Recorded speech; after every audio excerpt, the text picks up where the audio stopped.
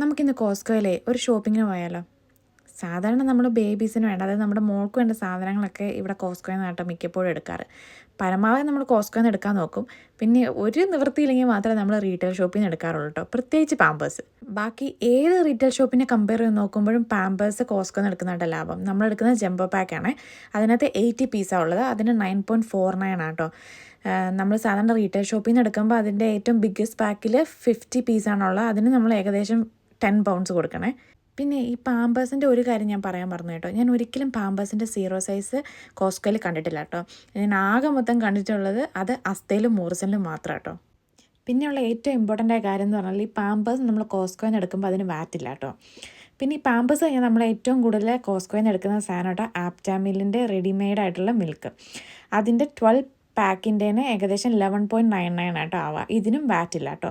അതവിടെ ആപ്റ്റാമിലിൻ്റെ പൗഡറും അവൈലബിൾ ആണേ. പിന്നെ എടുത്ത് പറയേണ്ട പ്രോഡക്റ്റ് ആട്ടോ ബേബി വൈപ്സ്. അതും നല്ല ലാഭത്തിൽ നമുക്കിവിടെ കിട്ടും, പക്ഷേ അത് വിത്ത് വാറ്റാണേ. പിന്നെ ഇപ്പോൾ എല്ലാവരും കോമൺ ആയിട്ട് ബേബീസിന് ഉപയോഗിക്കുന്ന അവിനോട് പ്രൊഡക്ട്സ് ഇവ അവൈലബിൾ ആട്ടോ. അപ്പോഴേ നമുക്ക് കോസ്റ്റ് എഫക്റ്റീവായിട്ട് ബേബീസിൻ്റെ പ്രൊഡക്റ്റ് പർച്ചേസ് ചെയ്യണമെങ്കിൽ Costco is one of the best option എന്നേ ഞാൻ പറയുള്ളൂ കേട്ടോ. അപ്പോൾ please do check it out.